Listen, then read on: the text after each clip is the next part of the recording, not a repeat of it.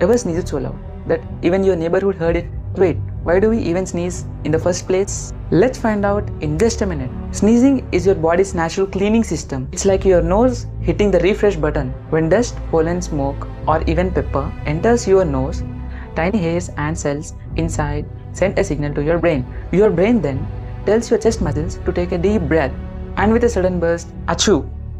You shoot out air at up to 160 km per hour. That's faster than more cars on the road. Oops, sorry. See, even while making this video, my nose had to demonstrate. You can't sneeze with your eyes open.